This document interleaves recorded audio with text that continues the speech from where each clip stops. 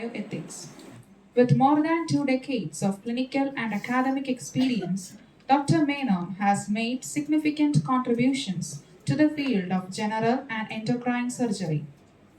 Dr. Menon has performed over 5,000 thyroid surgeries and has been instrumental in pioneering endovenous laser surgery for varicose veins in the region.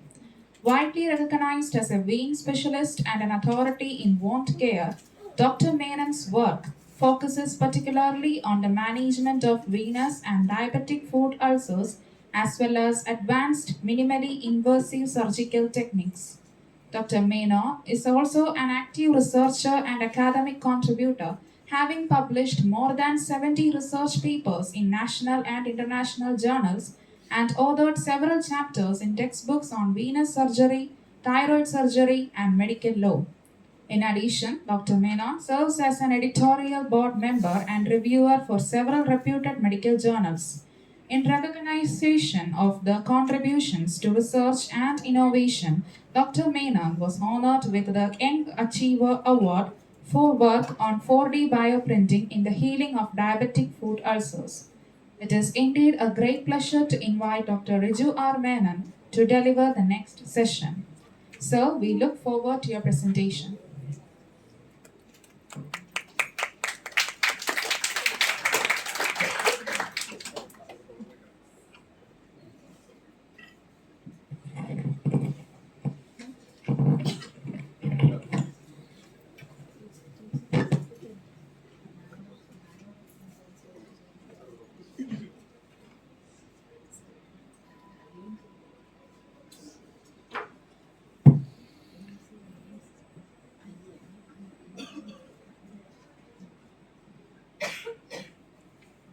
Thank you for the kind words.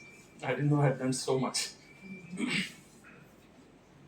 At the outset, I'd like to thank Bindu madam and Chandana for having invited me for this.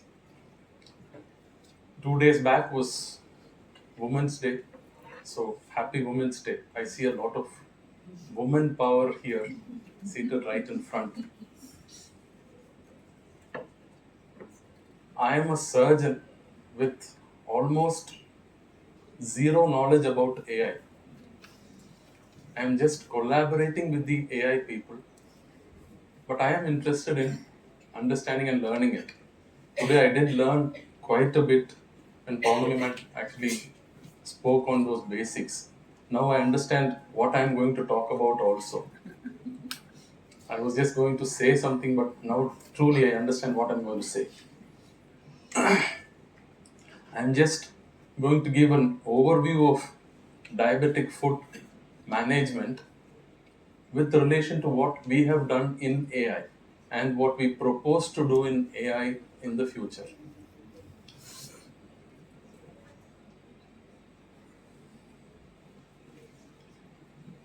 So these are my objectives for the day: to explain the core principles of what wound bed preparation means and how AI models will begin to automate tissue assessment.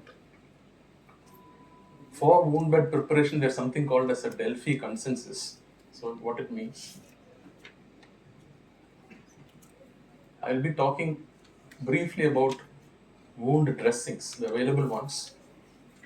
But more importantly, I'll be talking about advanced ones, the wearables, which can be automated with AI, and that will help in long-term management of wounds.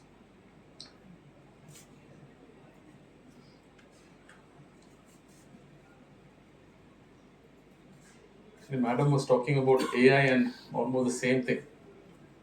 This is about wounds. In the Ramayana and in the Mahabharata, there are lot of areas where wound dressings have been shown. I think Sushen, the medical physician from Sri Lanka, he treated Lakshmana when he had a wound. Similarly, in the Mahabharata, the Nakul and Sahadev, they're supposed to be physicians. And in the Mahabharata war, they had means to treat patients overnight. At the end of the war, They treated their soldiers for wounds, some of which were even life threatening, and helped these people return back to war next day morning. That kind of art is lost right now. But that is not actually shown in our medical curriculum. What is shown in history here is about the Mesopotamians and the Egyptians and their contributions. But way before that, we have Ramayana and Mahabharata talking about wounds and their management. So the Egyptians actually talked about applying honey, grease, and lint in wounds for treating wounds. And the Greeks, they had gladiators who would fight and have major wounds. So what they understood is, if there is pus, it needs to be drained out. Otherwise, that gladiator is going to die. And they had simple treatments for wounds. Now, from then on, like you had a winter in AI, there was a dark age where nothing happened for many, many years. And then it is somewhere in the 19th century that something happens, the availability of antibiotics. With that, wound management, infection control had a great leap. And in the 20th century, the modern dressings. So between that time, the only thing that is of significance is in 1960, when there is a description that when you render a wound slightly wet, it heals about 50% faster than if you keep it dry. So the concept of wet saline dressings started around the 1960s. In the early 2000s, you have the emergence of modern interactive dressings, things like chitosan, alginates, which helped faster healing and their developments. And now, right now, it is the wearables, smart dressings, which can assess what is there in the wound, tell us over the phone that there is something happening to the patient who is somewhere else. And we can sit here and decide what to do for it. The wearable dressings. And when integrated with AI, there is no need for a doctor also, I suppose. That is probably the future.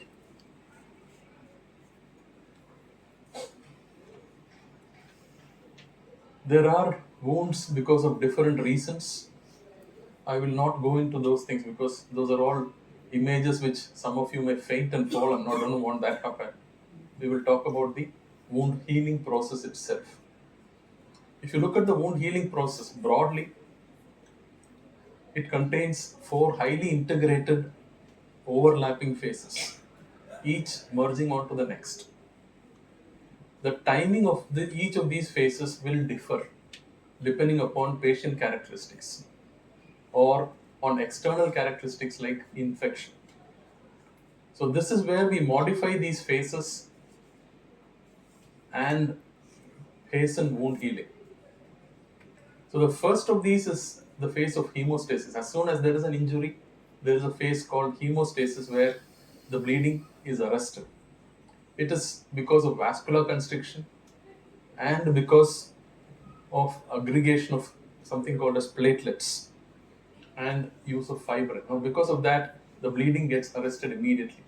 From then, the next phase starts, which is of inflammation, the body's reaction to the injury.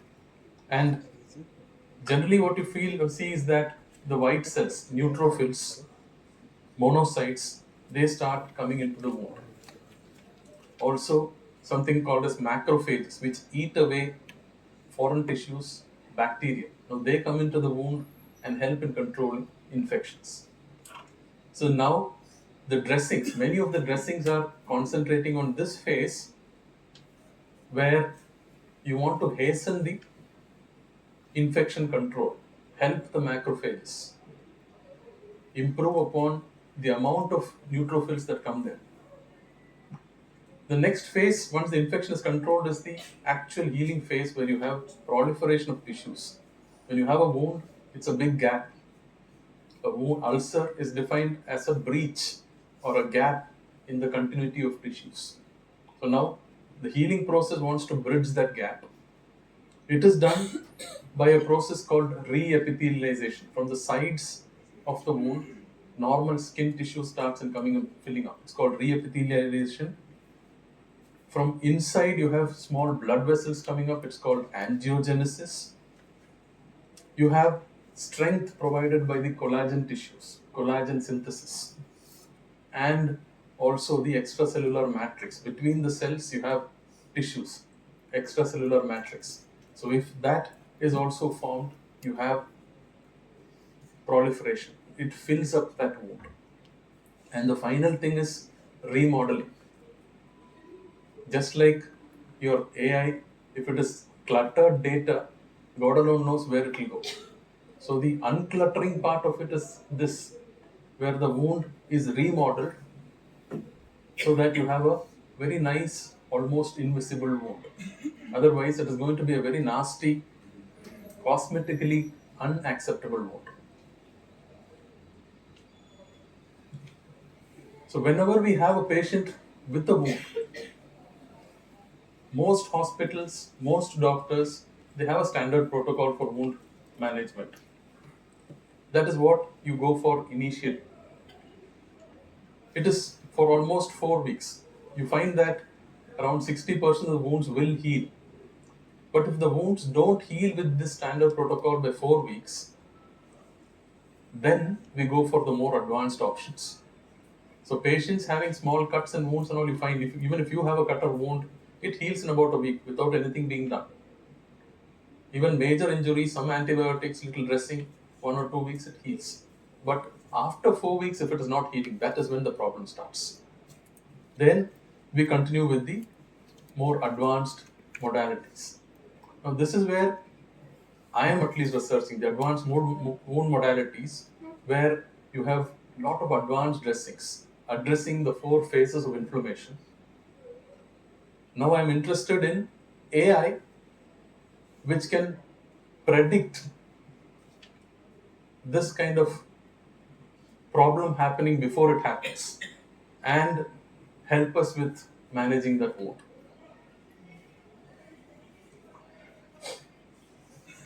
So, when there is a wound, there are a lot of methods in which people treat it. Like I said, some don't do anything at all. Some people put mud on the wound.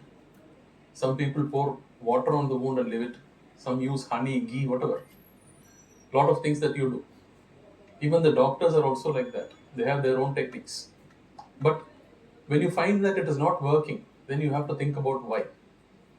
Now, this was Delphi consensus, which was around 2024, where a lot of doctors sat together and decided on what they want to do for wound healing, how to improve the wound bed, so that healing is better. It was called the wound bed preparation, and that meeting was the Delphi consensus. The recommendations from that was that wound bed preparation is essential before advanced dressings. Match dressings to the time features. I will be talking about it. Avoid the routine topical use of antibiotics, because just because you have a wound does not mean that you need to be taking an antibiotic unless you have confirmed that there is an infection. The problem is, with rampant use of antibiotics, resistance has become very common. And even simple antibiotics now are going to be very costly. For a patient with a wound, you have a resistant bacteria which needs piperacillin or tazobactam, which costs in thousands for a dose, and you need 3 doses per day for 15 days.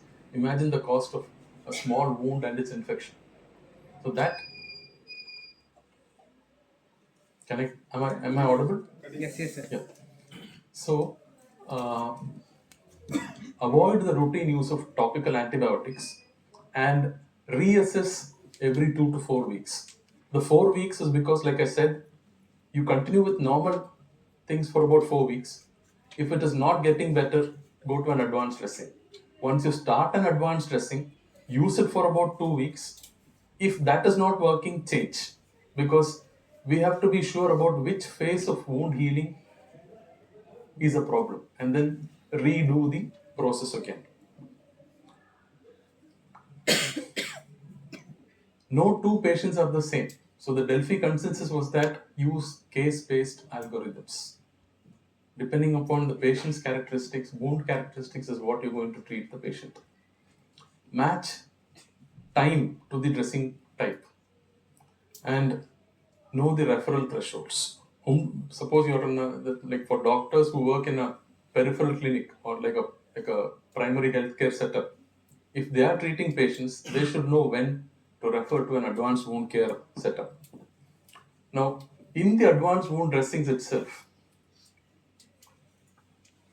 we are going to create an optimal environment for the wound. So, what are the things that we want?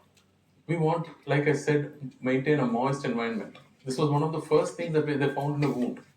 In the 60s, they said about the wound is moist, it heals almost 50% faster than a dry wound. Manage exudates that come out, fluid that comes out. If you can take it out, again, wound healing is faster. So you need dressings which can effectively absorb whatever fluid, pus, blood that comes out. Promote autolytic debridement. When you have a wound, you may have dead necrotic tissue, which is bad for the wound. Sometimes removing it surgically may be difficult. So there, these advanced wound dressings can actually, they have enzymes in it which lyse the tissue and take it out. You can provide a protective barrier with this kind of a dressing. Protect from other infections happening. Many times we have seen that when we have a wound, you keep a dressing, for that day you're fine. But you're afraid the next day morning because you have to go to the doctor and he's going to tear open that dressing. It's a very painful process. Because the dressings that we know, they stick to the wound, and when you remove it, it becomes very, very painful.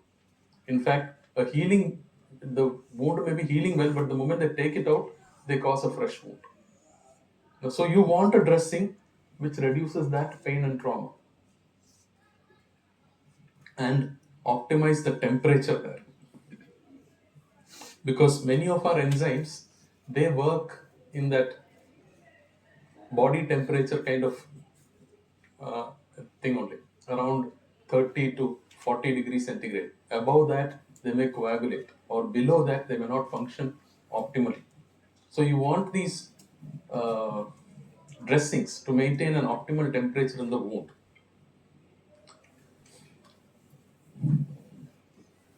Is that visible to the people in the back?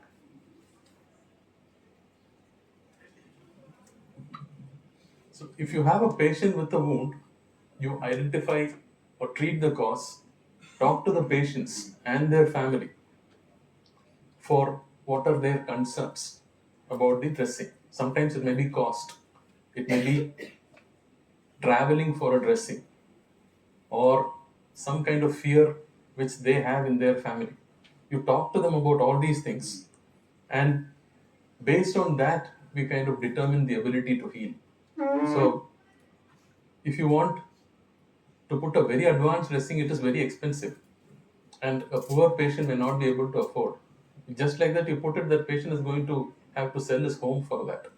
So, you think of all these factors before you embark on the actual wound care. So the wound care is based upon four principles that I said, the time principle that I said. Okay. It is essentially T for tissue, whether there is a viable or a non-viable tissue. If there is dead tissue, you need to remove it. The I stands for infection or inflammation. So if it is infected wound, you need to provide some kind of antibiotic, which may be local antibiotic in the wound or in the dressing, or something that the patient can consume orally or injectable. Okay. Maintaining the moisture balance, again a critical factor, because if there is too much of fluid exudate coming out, you need a dressing which can absorb it. If you don't do that, you find that the sides, they start becoming macerated. You understand what maceration means? Yeah. Suppose you are in a swimming pool for an entire day.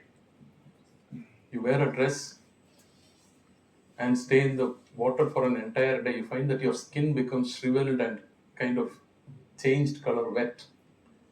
A more advanced form of that, when there is fluid in the wound for 3 or 4 days, is maceration. The problem with that is, if you just rub that skin tears off, peels off. Very bad thing to happen. Similarly, if you have a dry wound, that wound is not going to heal well. So our dictum is, if you have a moist wound, get a dressing to dry it. And if you have a dry wound, keep a dressing which keeps the wound moist. There are a lot of available resources for these things. The last in the time is edge, E. The edge is the active part of the wound. So most wounds, the edge is sloping, supposedly sloping, which is a healing wound. But if you have any of the other edges, there are 5 different edges which are described in literature. You kind of think about what the cause of the wound could be. It need not always be trauma. You may have diabetes, and in diabetes, the cause of a wound is lack of blood flow at the tissue level, something called as microangiopathy. If you look at the patient's pulse, the pulse is there, but at the tissue level, there is no blood coming in because the micro vessels that are there are all blocked. The patient may also have macroangiopathy, meaning large vessels being blocked.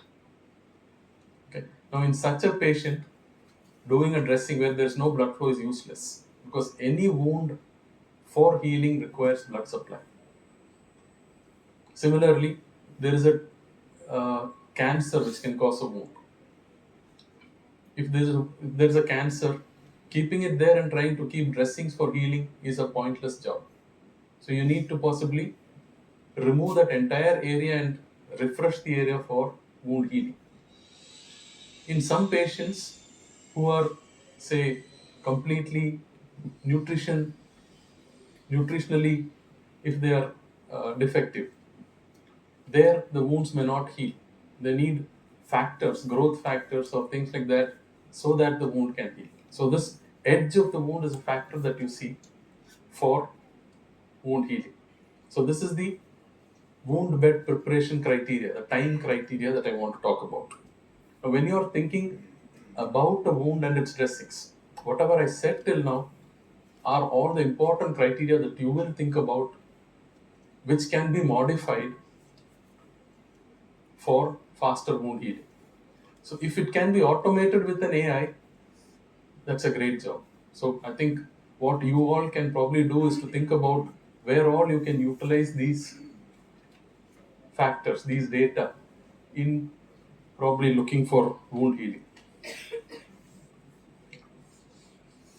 Now, when you are looking at the diabetic foot, Kerala is the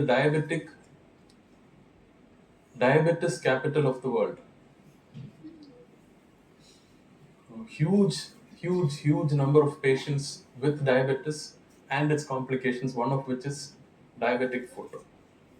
In fact, every third patient is diabetic in Kerala. Very high number.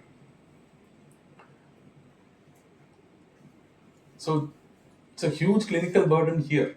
Probably even in the rest of the country also it is the same, I suppose. Now, problem with diabetic foot treatment is that everybody has their own thought process, every surgeon. So even the way that the wound is assessed is subjective. So that is one of the limitations presently.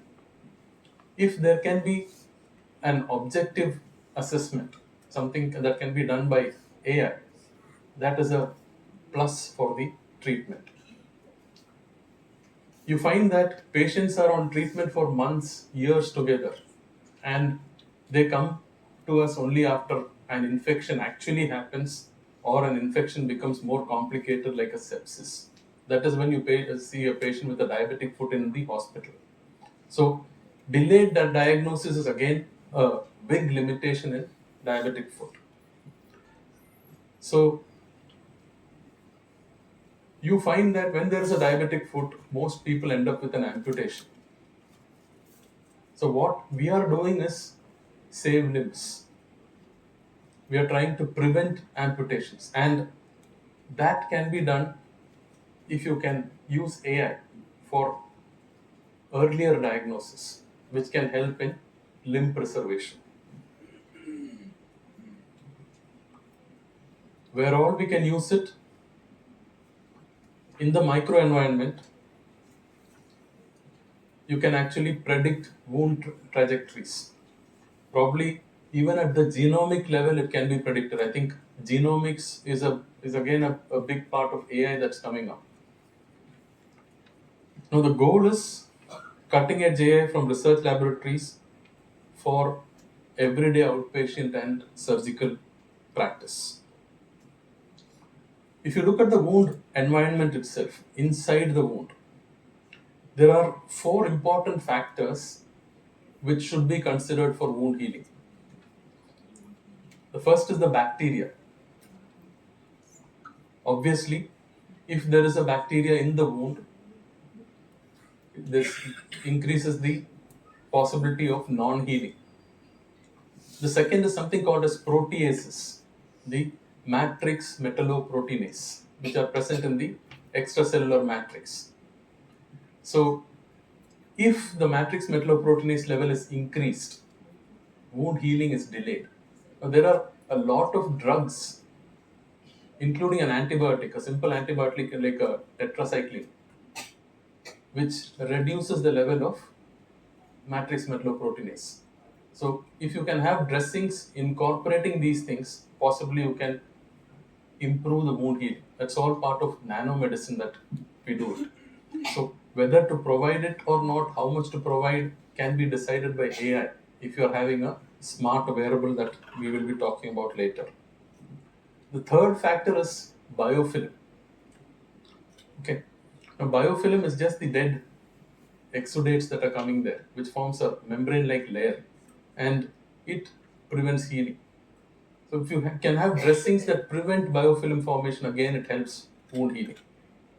And the last is oxygen itself, a very big factor for wound healing. So with AI, the advantages that you can have for diagnosing is that you can have an automated tissue classification. What AI will do is it will instantly segment whether there's granulation present, slough present, or necrotic tissue present. How much is it? The ratio of these things. So if you have a lot of granulation tissue, obviously it means the wound is healing. Whereas if you have slough or necrotic tissue, you look at the percentages, how much is slough, how much is that. Simple photograph can sometimes give us this data. And that will help us understand how best or how fast the wound can heal. You can have a multimodal imaging modalities which combines thermal and multispectral imaging, and that can detect early ischemia, that is lack of blood flow, and neuropathy, especially so in the diabetic foot, and that helps deciding on the treatment that we want to give, possibly even revascularizing the wound. There is improved diagnostic precision because human error in the assessment is completely taken care of if you are using an AI tool. So, we have been doing some research. This is what we have been doing. We have 2 papers that we have come out with. One was for a wound grading cross corpus classification using a perturbation based explainable AI model. And the other was automatic wound detection system for a multi-ethnic population. These we have published.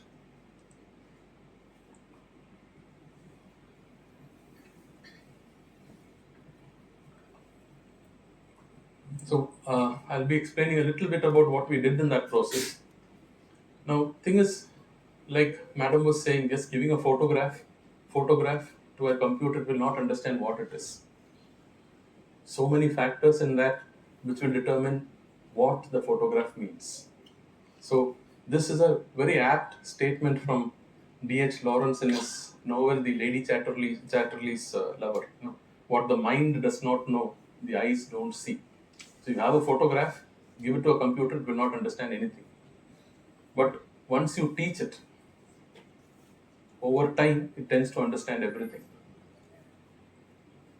When you are having a photograph, I think she was asking you what are the factors that you're looking for.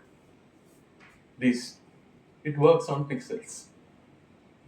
So the AI has to understand the relationship between the pixel colors to understand what the content means. When you're looking at a wound itself, three things that you want: granulation, necrosis, gangrene, that I said before.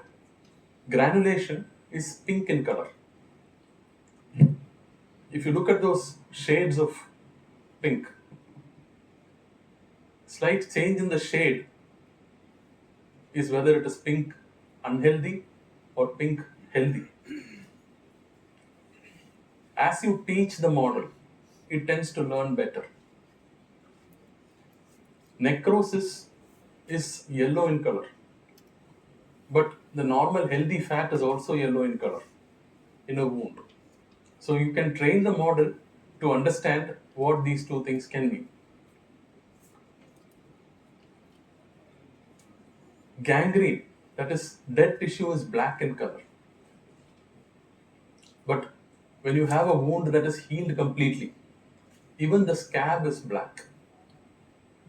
So you have to teach the model to understand whether it is dead tissue or an actual scab, a healed tissue that is there. To understand the difference also is a lot of work, lot of data that is required for it. So this is what we went through. In the model, we did a perturbation, which is a small controlled disturbance used to understand how a system behaves. So what perturbation is: slightly modifying the input, the data, and observing the model's prediction changes. Okay, now in this case you can actually blur certain areas of the image completely and ask the model to see what output it gives. Now, whether if you blur some areas, can the model predict the same result as before, is what perturbation is going to do. And that is one of the things that we did with our data also. Our corpus, our data set was two. One from our own hospital data. We had one data from our own hospital, and one was from Western data set available in the internet. So we did a cross corpus study between the data sets. Now, what happened is, in our data, we have only used mobiles, my mobile and my colleague's mobile, to take photographs. It was fixed. Whereas the data set that we got from outside has photos taken with various other devices also. So our models were learning from photographs from different kind of cameras. The pixels were different, pixel ratio was different, the clarity was different, the conditions taken for image was different. But despite that, whether our application could actually understand the wound, predict what is there in the wound, was what we were looking for. So this was our workflow using the two data sets.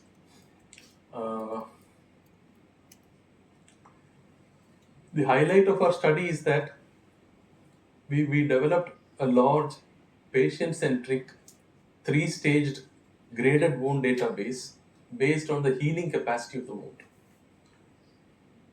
So what we did was to triage the wound on visible severity features based on the wound bed preparation. And The classification and risk stratification was done using light deep learning models. We also use GradCam based explainable AI for highlighting the critical regions that were under study. Like I showed in that initial thing, pink, yellow, and all that. Whether it was actually able to understand it correctly is what we used here. And perturbation actually enhanced the model. The Before we sent it to the model, we are two of us, Dr. Anup and me, we are working in the same unit. So the pictures were collected by the PhD student from the AI department in Coimbatore. He had come to us, he collected all our pictures, he blinded it and gave it to us. And then asked us to rate it as A, B, C based on the healing capability. And then the annotation was done to see if both of us were on the same page, whether we are saying the same thing. We are also grading it alike. Like I think I forgot the person who the two A and B, and then somebody blinded. Something like that we did here. So we found that both of us were actually on the same page. We got a Cohen's kappa, which was about 0.81 for this. The grading framework was based this way: grade 1, grade 2, grade 3. 1 meaning a healable wound. Okay, it was clean, granulating wounds, and it was so good that if a patient had such a wound, he need not come to the hospital. They can remain at home and continue with simple dressings. Grade 2 was wounds which needed maintenance, some input from the surgeon. So it was granulating wounds with slough, tendon, bone exposure, mild infection needing a physician's oversight. And the grade 3 were the non-healable wounds, which were severely infected with necrosis gangrene. Here, it was not just the physician, but they required hospital care. Otherwise, it would become so bad, they may lose either life or limb.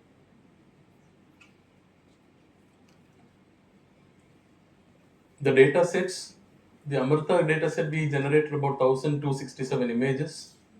We got other data sets from AZH and MedTech and graded it into 3 types. We used ROA extraction with a YOLO version 8 detector using 10 lightweight models. Augmentation was done by flipping the photograph, rotating it, or giving some color jitters. And the metrics done were precision, sensitivity, F1 score, etc. In the end, we also did a GradCam for visualization. So the data was fed, it was extracted using the YOLO 8, and wound grading was done. Now, once that was done, perturbation was done, okay, and model prediction was done, and then again recycled so that we could make the model specificity much more. The region of interest was something which was relevant to the wound itself. Small square boxes that were selected using the Euro 8 version. We used about 10 different models, and we found that it was the VIT XS model which was the most accurate, almost 89% sensitivity. Augmented with flip, rotate, and color jitter.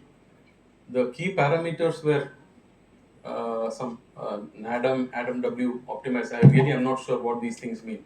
It is the AI people who have actually used these things. They used almost, I think, 32 parameters. 32 parameters. I really am not sure about all those things. I can only tell this. So what they used lightweight models and compared the models. okay, using multiple parameters. And uh, in the graded Amrita model, what we did is we split it into train, test, and validation groups randomly in a ratio of 80 is to 10 is to 10. Okay, and after some time, we added a few more images grade wise to improve on the performance. The combined data set was then developed by mixing the both train and validation group along with the uh, Amrita and AZH data. Uh, Now, when we did an ROC curve, it was found to be highly relevant, highly relevant. But sometimes, like I said, in spite of a lot of teaching, there was some misclassification, some challenging wounds that were there. So there we use the GradCam in these challenging wounds to find out whether it can understand whether these misclassifications can be reduced. So model perturbation and retraining was done moving the complex or mixed grade images to the training set itself and improving or boosting the exposure to the marginal cases where this is missed initially. Now with that, the model results improved. The for MI mobile VITX thing, sensitivity of about 0.9 and specificity of about 0.94. The thing is, now actually this is about a year back. Right now, it is much more better image specificity now. I think we hope to achieve around 100%, which is almost an impossibility, but it will come there. These were the GradCam visualizations for all the three types of wounds, and we found a very significant statistical significance for the improvement in the post perturbation data. So lightweight models, why they are used? Because of their low latency. They can be used on mobiles with low memory also. It's a small model size. We aim to make it as a small app which can be kept on any of the simple mobiles. Don't need a very advanced mobile. Any smartphone, smartphone can have this app which can give accurate data. So that is why we wanted the lightweight models. Now, that was one part of it. In the wound, we said about pH. When you look at the wound itself, most of the wound bodies, the body's pH is 7.35, but for a wound, an acidic pH is preferable rather than a basic pH. Why? Because the same microenvironment that we were talking about, acidic pH kills the bacteria. It reduces the MMPs, the functioning of the MMPs. It reduces the formation of biofilm and can improve tissue oxygenation. And pH can be measured using a filter paper. So if you can have a model which can predict the acidity or the basicity of the wound beforehand, it can improve wound healing. That is our premise here. The second is thermography, heat signals. Because the body, when live, is warm, and when dead, is cold. Even tissues are like that. If there is inflammation, instead of warm, it becomes hot. So we are using this information using images in the infrared frequencies, which can detect the color and give it as detect the temperature and represent it as color codes. Okay. In the foot, like if it's a diabetic foot, A foot temperature increase of about 1.2 to 2 degrees, just a little bit, indicates that the patient is going to have an ulcer in the next few days. So this is a predictive thing. If you can take a photograph using these thermal scans, and if you can get the color coded early, you can tell the patient that, look, you're going to have an ulcer soon. So you need to take care. You need to do whatever is required at that point in time for preventing ulceration. Okay. Similarly, foot scans. Foot scans can be used to actually stratify patients into risk categories for whether their foot can ulcerate soon or not. Our aim is prevention, because once it happens, it's a nightmare. Before it happens, if you can catch it, the patient can save limb, finance, and life. So, these patients, diabetic patients, they have blood flow, which is a bad factor, meaning it is reduced. Their sensations are reduced, which is called a neuropathy. So, they don't understand that they are stepping on hot coal or on a, say, they're walking on glass. They just want to know because it is pain free. And sometimes they tend to apply pressure on some areas specifically. These are pressure points which tend to ulcerate. So that is where you get the color differences that come. If you can find it out beforehand, you can do what is known as offloading. Offloading means, suppose, let us say, we have pressure points somewhere here. If the patient is walking with this, he tends to apply pressure on that, and there is a ulcer in that area, in the pressure point. So if you can predict it beforehand, we can do what is called as offloading. We are going to keep some kind of sole here, which prevents the other end from touching. When the patient walks, it is only this sole which touches and not the pressure point. This can be done way beforehand and prevent a ulcer happening. And AI models can predict. They can also give us the shoes which can offload.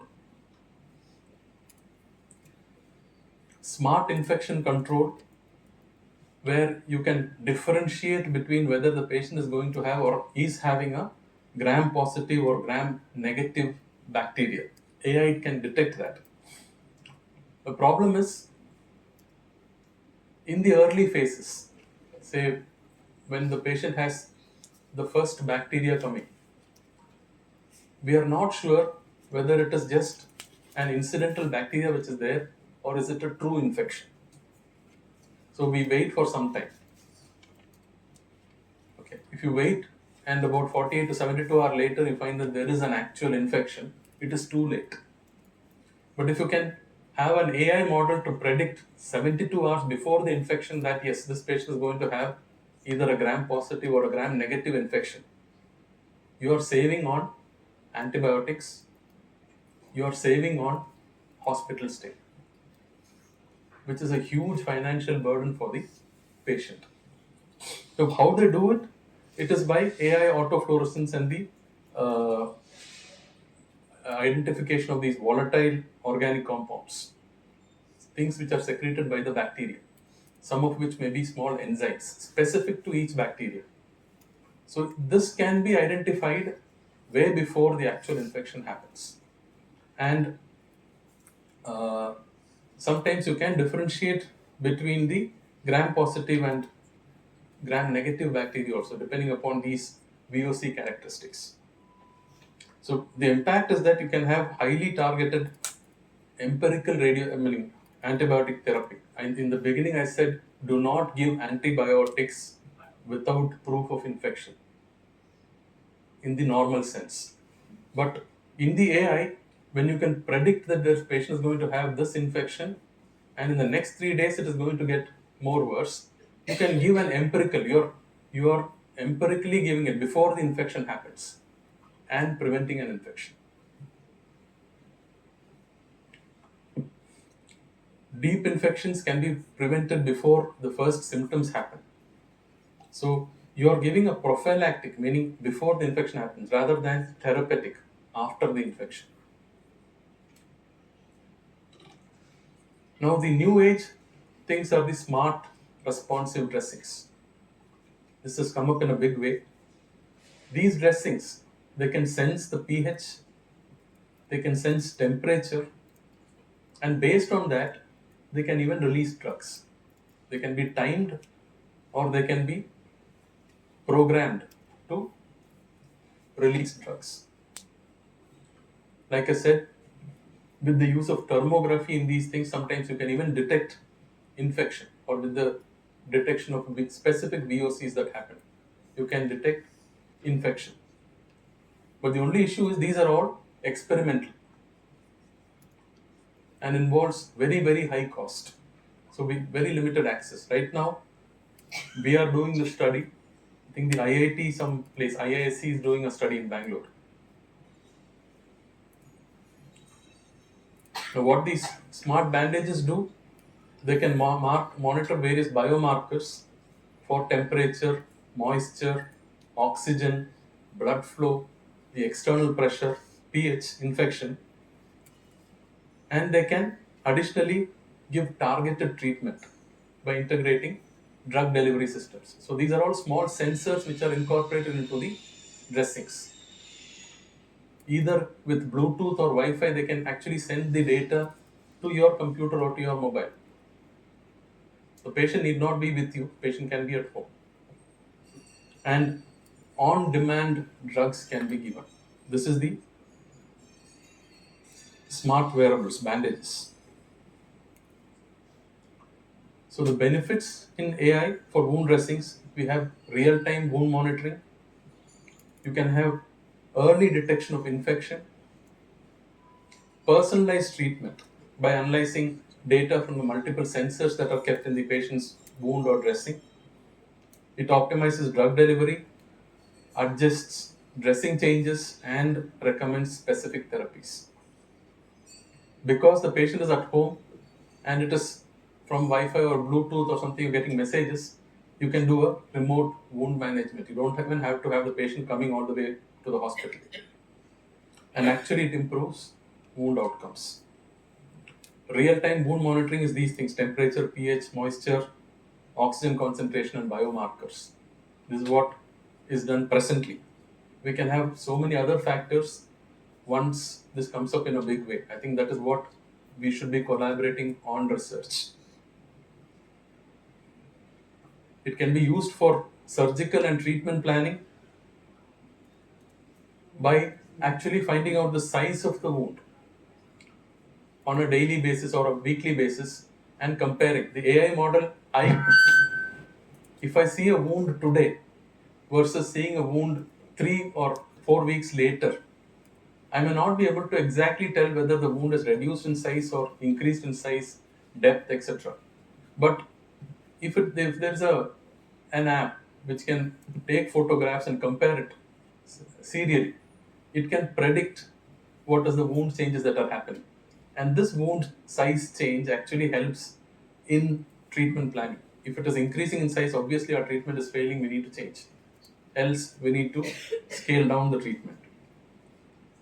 You can assess the peripheral perfusion based on algorithms and predict the success rate for revascularization. Because diabetic foot, it is all about the blood flow. If you are revascularizing, you can actually use AI in the vascular specialties for predicting how good the revascularization has been. It helps reduce the amputations. And lastly, like I said, biomechanics, where there are pressure points, it can assess and tell you what footwear you want to use. Now, this is a specific app which is called the Illuminate. It is AI-enabled comprehensive wound infection assessment and monitoring device. Using autofluorescence, it classifies bacteria based on their gram type. It gives different color shades for the different bacteria. Two bacteria, either gram positive or gram negative. It can say where it is. The benefit being that you take this photograph in a wound and in that wound, you can see small areas where there are different colors. The naked eye cannot see that infection, but this app can see it. So exactly there we can actually do some kind of surgical debridement, only specifically to where the infection is, and reduce the infection. Otherwise, when you're just looking at it with the naked eye, it may seem like it is a very clean wound, and we may leave it behind. But this app will predict or look at where this infection is actually present. This is an imitomeasure app for assessing the size of the wound. Like I said, it serially monitors it, serially looks at the wound and tells you whether the wound is increasing, decreasing in size. It measures the length, breadth, depth of the wound. So the impact is that it reduces unnecessary hospital visits for minor wounds. It prioritizes grade 3 cases for hospital based intervention. And because it is many of this is remote, there is patient empowerment. Whether the patient needs to come to the hospital or not, they can decide.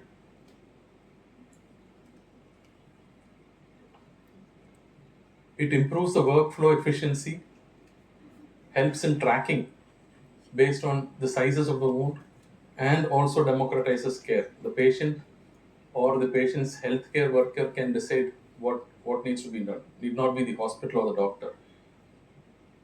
Now we have these other wearables that are there, which help in like something called as smart insoles, smart socks. You can wear a smart socks and walk around. Diabetic people especially. It gives real-time monitoring and gives an input to the patient itself on his mobile as to what is happening. It also looks at the gait of the patient.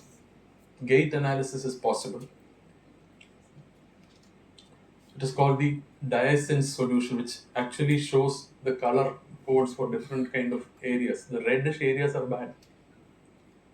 It is going to wear off. Those are the insoles, and the second thing which can be kept in any footwear, and the data is sent to your mobile or to your computer. It sends it directly. So the patient can also have it, and he can also understand where he is going wrong. If the patient is not wearing the insole, because the diabetic foot patients are told to walk with their footwear, especially if they are being offloaded. But the problem with patients is when they are at home, they tend not to wear the dressings. They feel that at home it is safe. Or sometimes if they are going to a temple or say to a marriage, they don't want to wear it. But these are the times that they are walking with pressure and it can ulcerate. So this app actually tells the doctor also that your patient is not following your advice. Or it tells the patient also that be careful, if you do this, your ulcer is going to come up. So the research opportunities are for dataset standardization, for making an explainable AI model using all these techniques, biomarker integration. We have very few biomarkers presently with which we can identify bacteria or the pH, etc. But there may be a lot more which we can identify in the near future with research. For us, this was the first part of the part of 4. We are undertaking a research where the first part was for patient decision whether to go to a hospital. The second part was to understand the wound part and character identifier, meaning what is the type of wound, what is the size, base, depth, everything, and how much is the pH, etc. The third part is to understand the nature of the wound, staging the wound, and a management suggestion. And the last part is to have a robotic arm, okay, which can actually manage the wound based on the wound bed criteria. So that is what we are actually sent a thing to the ICMR now, a robotic assisted multimodal wound assessment for automated severity graded infection detection. This is what we plan to do now as the fourth part now. What we are going to have is a robotic sensing and sensing and manipulation unit, which is based both non-contact and contact-based sensors. You may have it in that, and that helps in understanding specifics of the pressure gradients. The second part of that would be a multimodal wound data acquisition using a 3D camera, a thermal camera, gel site tactile sensor for texture and stiffness of the wound, and a pH sensor, which is biochemical. The third is the infection detection and severity estimation part of it, using thermal elevation from an infrared imaging, alkaline pH shift. So like I said, we don't want it to be alkaline, we want it to be more towards the acidic side. Surface texture abnormalities using gel site again, and visual discoloration exudation pattern for 3D imaging. That was the last one. We hope to grade the wounds and assess the kind of infection that is there. And using this, we will have a multimodal data fusion and decision making algorithm in that. So this is the architecture we want to have. Ideally, I'm not sure about it. This is the AI part of it.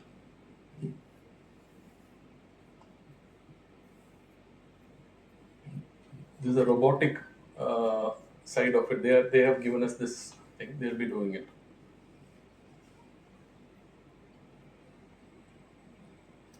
We have a multimodal meaning multi-departmental team managing wound care. We have 9 departments in our hospital, all of us collaborating for managing wound care. So this was part of our group that time is taken. Thank you.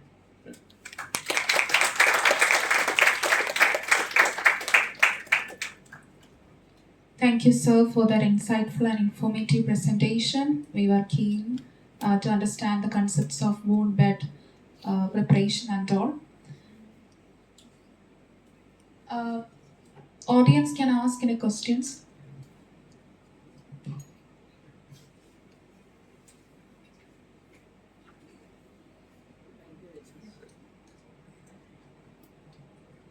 Thank you very much for the excellent talk.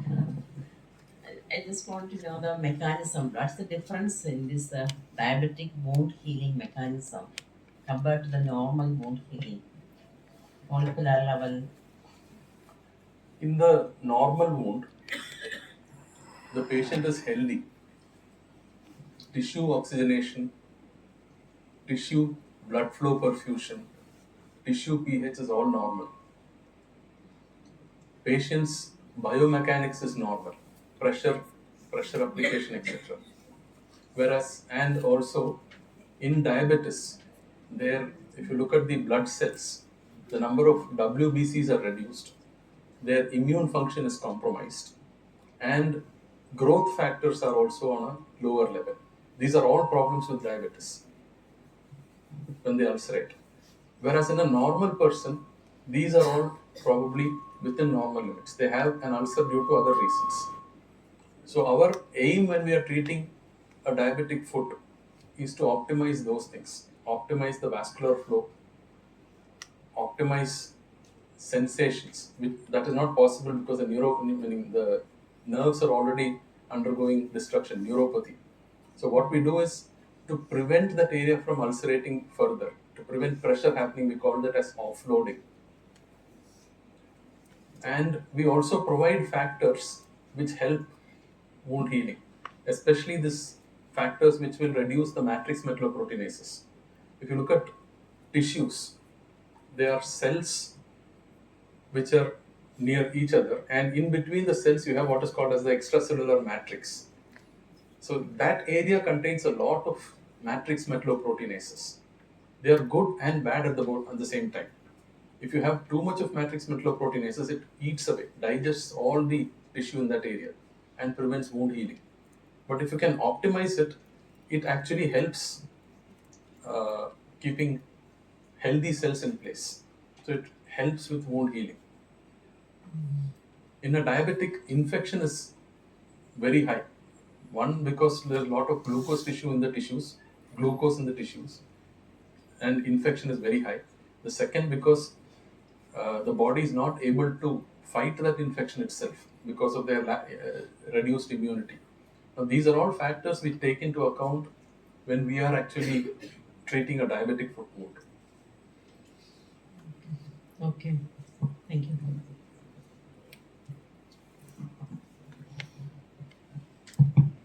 Thank you, Doctor, for the wonderful session. For most of us sitting here, I think this is a new area and it was very, very informative. And you have also pointed out certain specific research areas where AI can contribute. I have one doubt. You mentioned about pH prediction. That is a significant aspect in wound healing. So, what are the contributing factors to this pH variation? Bacteria. Bacteria.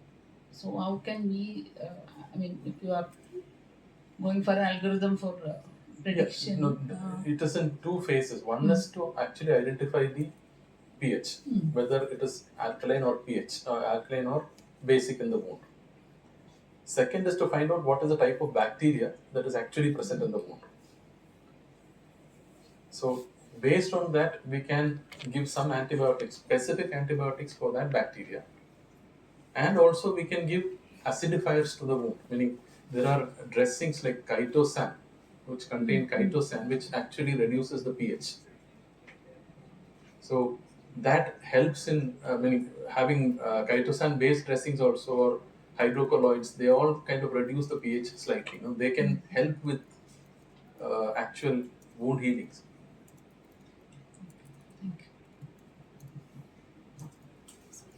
Is this chitosan has got antibacterial effect?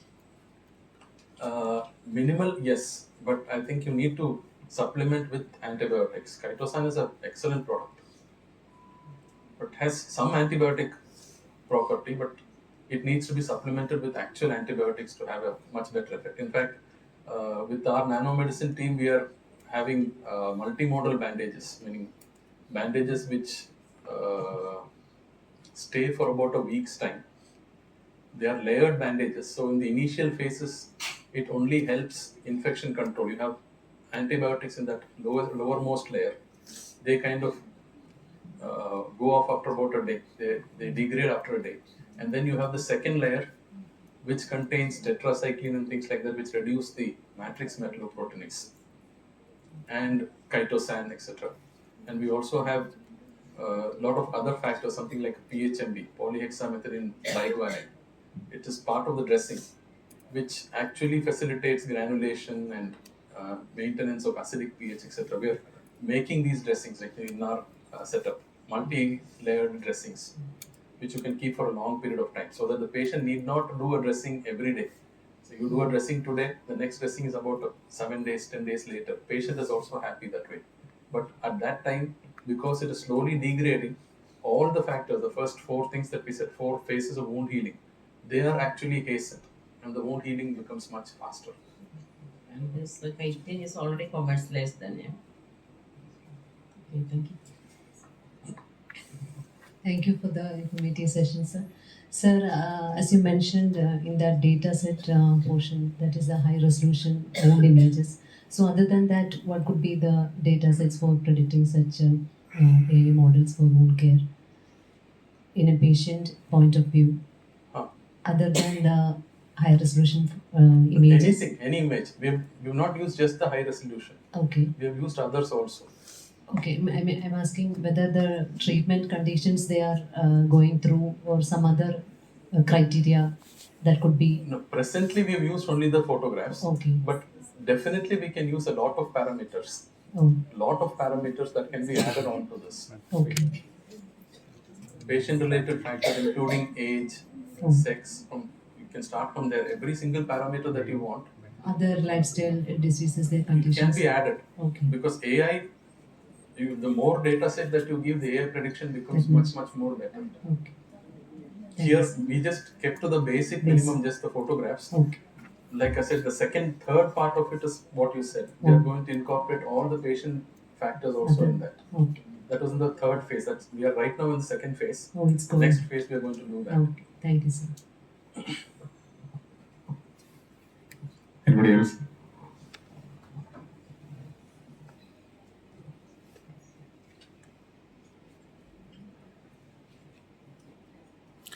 എവിടെ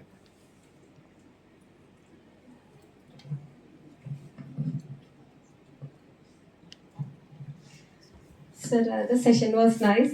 We are very happy to hear from you the technical data by a surgeon like you, sir. It's And not my data, I'm just telling it. no, it was nice.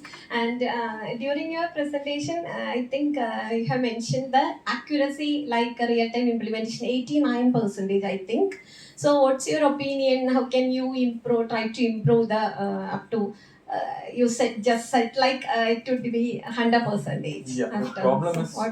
the problem was the person actually doing it was a PhD student. He's still on that. So initially, when he came to us, he had no idea about what a wound is or what the parameters were. So before teaching the AI, I had to teach him. And for him to actually understand and come to what we were thinking, I showed you the annotation where two surgeons, whether they think alike. So between surgeons itself, there was a slight difference. Okay, domain knowledge. Okay. Yeah. So that was one part of the problem for us in that. And then because of that also, initially the sensitivity was low because he would think it is a grade 2 when it was grade 1. Okay. The recognition because of that was different. Even in the wound areas also, sometimes you have areas which are looking similar but mean different things. For me, being a surgeon, when I look at it, I understand that this area is healing, this area is bad. Slight variations. But in the AI, when it is looking at the photograph, the pixel ratios are probably the same. Not sure what happened. So that areas to actually make a ROC there correctly into that area. That is what was the problem. Now slowly it is coming to. Initially it was about 70%. Okay. Then with training it came up to 89, 90. Right now it is about 94. Okay. I think the segmentation part or that ROI part you have done with YOLO. Maybe different my models. suggestion, from my suggestion, that maybe identified with other models Definitely. better. And any during the session you said like some sensors are used in the wound, like to get information. Do you have to make it like any other complications of diabetic in other parts of the body? Can we get information by using this type of sensors? Is it possible to use? No, it depends on what you're trying to see. Here the thing is, we are having a dressing in a wound. Okay. You're keeping the dressing which also has a sensor. So that sensor can sense either a biochemical data or it can sense a pressure data and give you some information. Okay. So you can have similar sensors by various other means. Probably you can give an injection which contains some small pellet-like thing. I'm not sure what, but these are all things which are all in the works. I think what data you want, because different diseases, different data that you want. Here, my specific data is pH, oxygenation, blood flow, whether there is infection. These are all specific things that I want. But similarly, you can have sensors which can do other things. Other things, I am not asking about other diseases because of maybe the other part of the same patients, other parts may be affected with you because of this diabetics. So can we identify it or predict it? Can we predict it using the information by the sensors? No, see, that is what. When you look at the mobile phone itself, the initial phones were this big. Now you have very small phones. Earlier phones, the data was only 4 MB, now it is 1 TB. That is a thing coming up. So sensors, when we have this, the same sensor can be used for various other things also. Just a question of advancements. Okay, you are in the first part of your projects. All the best, sir.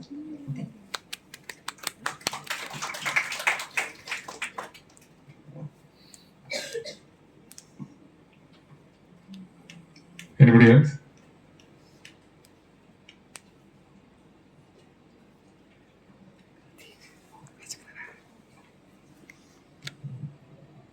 Thank you, Doctor, for patiently clarifying all the doubts of our audience.